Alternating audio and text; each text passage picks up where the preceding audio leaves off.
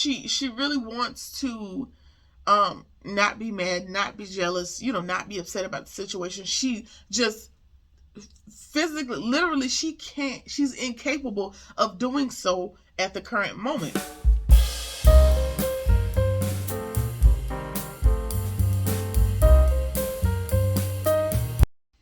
Hey y'all, hey, we are back for another review of Sisters on BET. We are at season 4, episode 10. So let's just jump right into it. Zach is still under arrest, and what I presumed the reason to be was what did I say? Counting cards? No, it wasn't counting cards. It was insider trading. Yeah, but it wasn't for insider trading. It's for child support for a 3-year-old child that he has no idea existed. Some lady named Heather Jenkins proclaims that Zach is his baby daddy. He is behind on child support, and Zach says, I don't even know this lady, so I don't know what's going on. So for me, it either means that you don't remember sleeping with this lady, you didn't know this lady's name, or this is a setup for Gary and Jake to bail you out, to better solidify that they need to work with you on your money and all that good stuff. I don't know, but it's very strange that this lady just came out of nowhere 3 years later talking about, oh, here's your 3-year-old son. Let me get $37,000 about you. So Zach has to pay $37,000 in order to get out of court, in order to get out of jail until they figure things out. Of course he can't go to the bank because he's detained. Where are you going? Jake claims that I'll help you. I'll pay it. Well, what he did at first, Jake was like, well, I'll go to Fatima's house and get the money out of the safe for you, and we could do that. And Zach is like, no, I ain't that damn crazy. I'm gonna figure out something else. And Jake says, hey, I will pay the money and you just give me the money back later. I guess it's some sort of good faith effort. Like I said, for me, it reads as, just to solidify him as a client with him and Gary. So I guess that's what Jake's gonna bail him out, and we'll just figure out the rest later. We also preface this by saying if I sound a little snotty, a little congested, it's the allergies, the bane of my existence this time of year. Um, it's gonna be all right. If I sniffle a little bit, just go ahead and I'm gonna say excuse me ahead of time because I ain't got time to keep stopping and starting. All right, moving right along. Danny and Andy are at lunch, and Danny's worried about is whether Andy's gonna be the one paying for the food. As long as that's good, we're good. She does tell her, it's weird that it's just me and you inside the sister circle, or whatever. It's always just me and Sabrina, and then you and Karen over here. So that leads Danny to believe that you want my opinion outside of Karen's. There's something you need to ask me, and you don't want Karen to be a part of it. So go ahead and let's cut to the chase. And Danny again confirms Andy wants to know what's Danny's opinion about all that crap from Gary. Danny says keep it. You're gonna do what you want to do anyway. Just keep the stuff. It's consolation prize. You went through a whole lot with Gary. Keep it, and let's just go on. Like at this point, Karen, Danny, everybody is pretty much over the Gary situation except Andy. So she wants her honest opinion, and so she's giving it to her. Danny lets her know, like, I realize that you guys still love each other, and it's gonna be the same old until you get tired. And we all know at this point, Andy ain't tired. So guess what? She's gonna keep going through it, and so that is what it is. And so Andy says that Karen thinks that that the money and buying all the stuff is a way to control her, and Danny agrees, and she also lets her know that yes, Sabrina agrees as well. And Andy's just shocked and appalled that, oh, y'all talked about me only good things, right? And she was like, no, only honest things. Pretty much, like we know in the friend girl group, somebody always have a little side conversation with somebody else, like, this a little dumb if you ask me, but again, all in honest conversation, no malice towards her, but let's know, like, yeah, we all talked about it outside of you, and you ain't tired, so you're gonna keep going through it. So you do that in peace. We won't be bothered. So Danny basically puts the weight back on Andy. So Andy what I think is Andy wanted Danny to give her opinion is some sort of way of kind of lifting the burden of what she thinks her decision should be. Kind of like how Sabrina is, instead of facing Calvin or saying what she really thinks or feels, getting her friends to input their opinion into her brain so she can make it her own. Just is strange. But moving right along. Danny is over. Andy asks about Preston, and Danny knows that they're in together. She don't care that they're none of her business. And then in walks Preston with someone. It's not the girl that was interested in the veterinarian stuff. It's not her. It's somebody else. And so we move right along. We'll come back to that. Maurice gets home and Calvin says that Q is in Maurice's bedroom, and they kind of sit and think about it and confirm, like, I didn't give him a key, you didn't give him a key, so that means he broke in fresh out of jail, freshly on probation, and you are breaking into people's houses. Q, you are just brilliant. You're just brilliant at this point. All right, so Maurice says, don't call the cops because I'm going to drag him out of here. And Calvin is suited and booted. Okay, Maurice, I'm going to help you get him out of here. Whoop, whoop, whoop. And Maurice reminds him, like, hold on. I need you to calm down a little bit. Calm down, mama. Because while I appreciate your vigor, you're not going to be the one to be my co-captain because you're liable to get your ass beat again. And Calvin's like, no, I got this. I'm going to help you get this man up out of here. And Marty's like, okay, you come on. But if you twirl one time, I'm going to beat your ass myself. Like, we know you got history getting your ass smiley wiped. So come on with the bravado. You ain't going to make it. But come on, let's get him out of here because we ain't got time. All right, so they bust into Maurice's room. And Q is in there as naked as the day he was born. And Calvin is staring, child. Calvin, what is it that you need to see that's taking you so long and you don't want nobody to think you're gay? Blink, Calvin, blink. And Maurice is like, stop staring, girl. And Maurice is checking out the view, and he ain't strong enough. He ain't strong enough to be left alone with Q. I'm glad you understand your weaknesses, but sir, he ain't the business in there to start with.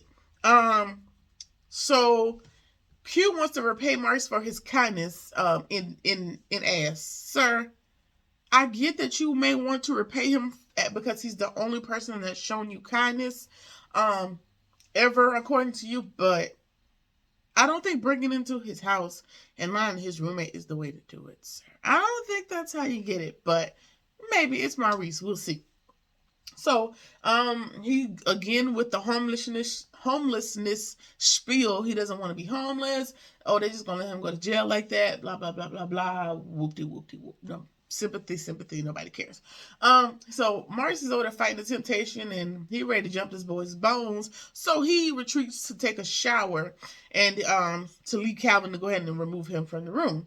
And as he's leaving, Q is complaining to Calvin about not having nobody cares, he don't got nowhere to go, he gonna go back to jail, and Calvin, much like myself, don't give a damn. Alright, so back at the shop, Pam confirms that the lady that is a cop that showed up at the shop looking for Zach, and that she has a warrant for Zach. She wasn't able to figure out why, and now Karen is just befuddled, bewildered, and all the more concerned about Zach. She rushes to his house to tell him because he needs to know this lady's looking for him, doesn't want out for his arrest, and I need to help my potential baby daddy. And Pam, in that, before she storms out, rushes out to go save Zach, Pam realizes that, girl, you're definitely still in love with Zach, and you're going to go try to save him. All right, so Andy has left the bar, and Danny is about to start some shit with Preston. Andy's gone, and she about to take the drink to the head and be her man at all off her chest. She walks up, the cop coming to get him. Talking to him with some valley girl. They already got him. Accent, hey, Preston, how you doing? No, that's definitely not valid. But how do I say this? A white girl accent. I'm sorry. I don't know how to say it other than that. Like, hi, Preston, how you doing? A Valley girl accent that I am unable to do, obviously, because I'm country as hell. And the date is, like I said, it's another girl that wasn't the girl that he brought to the shop to get her hair done. And his date turns out to be somebody named Kelly that Danny knows from the gym. And she was like, hey, Danny, you know me, girl. And Danny's like, I know you. Yeah, from the gym. You remember Zach introduced us? Zach introduced us at the gym. And so Danny's like, oh, well, did he introduce you to as well? And her answer is conflicted. Yes, no, maybe so. She didn't give a solid answer. So Danny is like, okay, well, I'm here, so I'm going to ask what I need to know. How's the day going? And, they both confirmed that they were talking about hip hop and politics, which is brand new information to Danny because, sir, you don't like hip hop. Remember, all you like is honka tonk badonkadonk. All you like is your music. When we were talking, you were only interested in your form of music. Now you a hip hop head, sir, please. And so Danny issues a warning to Kelly, let her know, like, girl, just take it for what it is. After a while, he ain't gonna be concerned. And Kelly says that there's some tension and asks, are y'all dating? And Danny's like, yeah, yeah, we are screwing, we are dating, and all that good stuff. And she issues a warning to, like I said, to Kelly about Cowboy, and child storms out. She said what she needed to say, and now she gone. She done stirred up enough confusion. Now she going about her business. Maurice comes out the bathroom, unwashed, might I add, because, sir, you said you were going in there to take a cold shower because you were just all hot and bothered at the fact that Q was in there birthday naked. And you ain't took no bath. You done came back out, and what I think is you wanted Calvin to get him out of there because you couldn't, like I said, couldn't stand to be alone with him. You was going to not be able to do that.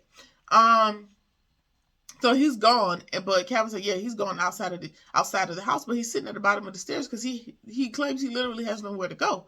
Officer, come get this man off my porch. He done broke into my house twice today, and when he robbed me. Why is he at the bottom? Come get him, please. Take his ass back. Revoke the bond, please. Because, sir, at this point, you're wearing out your welcome.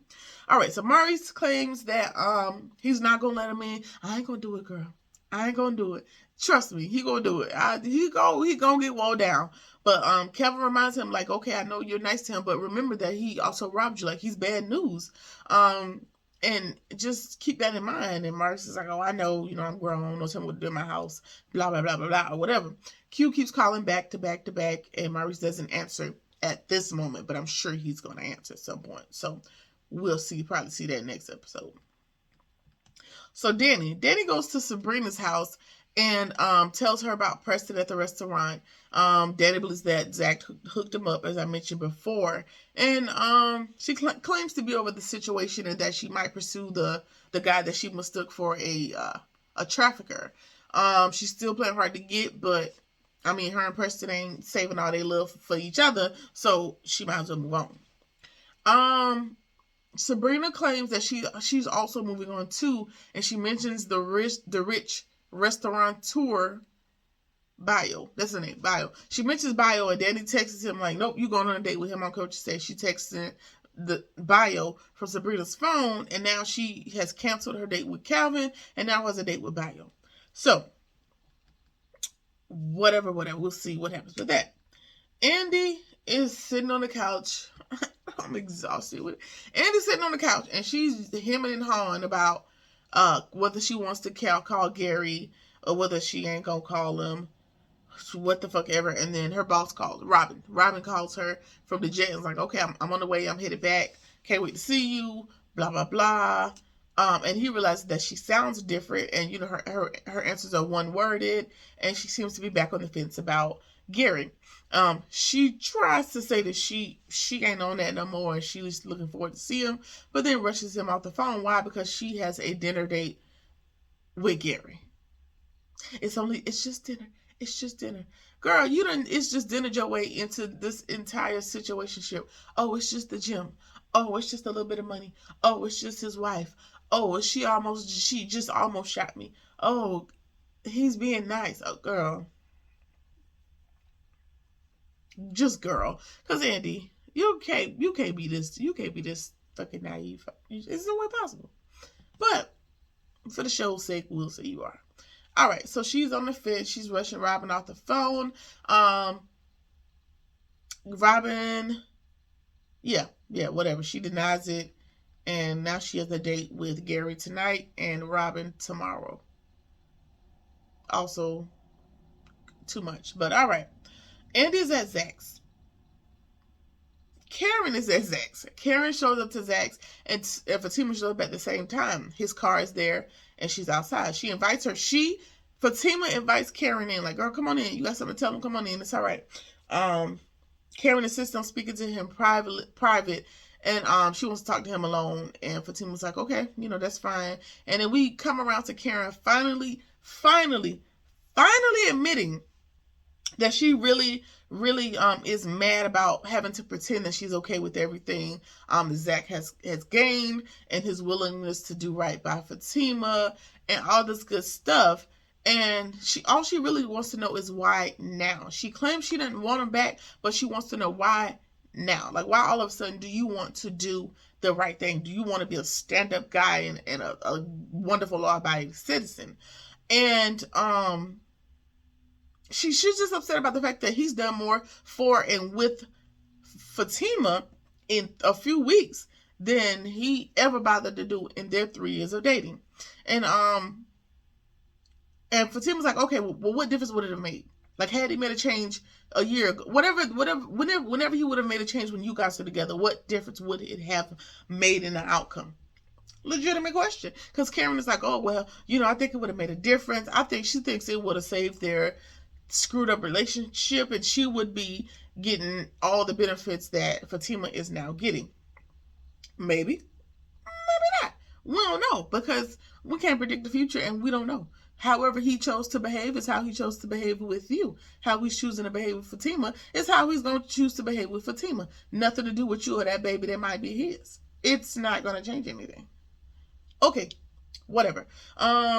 She really wants to not be mad, not be jealous, not be upset about the situation. She just physically, literally, she's incapable of doing so at the current moment. It's hard. And that is the most honest that Karen has been this in all the seasons, in my opinion.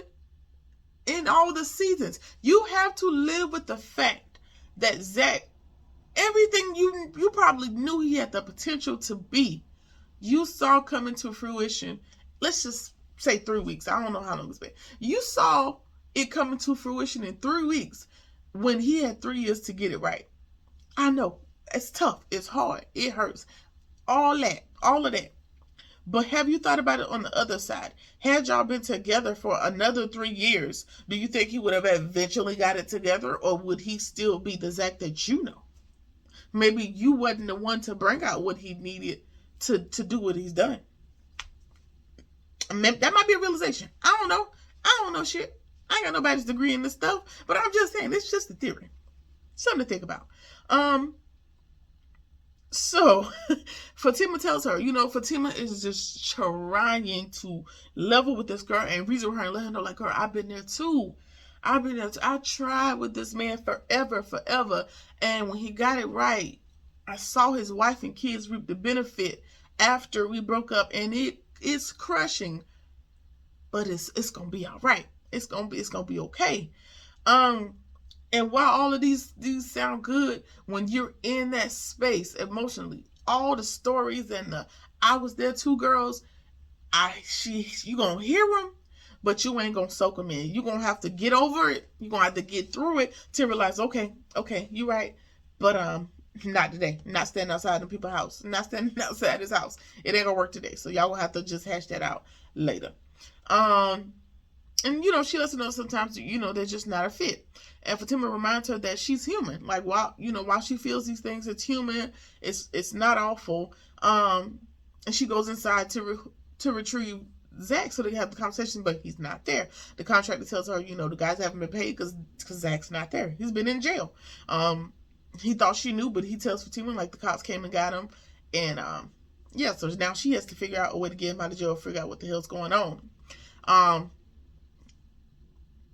And while we just had this wonderful breakthrough with Karen, 5 seconds later, she turned sugar to shit with just a few sentences. So Fatima tells her, hey, Karen, he ain't here. Karen, oh, his car's right there. If he don't want to see me, just say that. If you don't want me to see him, just say that. She's like, Fatima's like, listen, girl, just let me listen to me. He ain't in there. His car ain't there, but the contractor just, oh no. So Karen thinks she's lying. Now she got an attitude. She done stormed off. Girl, just go. I'm trying to tell you that I thought it was here too. We got here at the same time. I go in the house and look for him. He ain't there. What more do you want from me? That's what more do you want from her? She is trying. She told you, come on in the house. Come on in. Do you want to go in the house to confirm that he ain't in there? Because shit, he ain't in there. Still got an attitude, child. Just tiresome, worrisome. Anyway, Fatima calls Hayden and tells him, "You a dead man, because what have you done to Zach? You are a dead man, and Hayden, you probably a dead man. I'm sorry to tell you, because Fatima don't play. Fatima not gonna play with you. So she told you that one more time. So hopefully you don't have nothing to do with this. But even if you do, once the wheels get set in motion, you might be a dead duck. So you might want to lay low.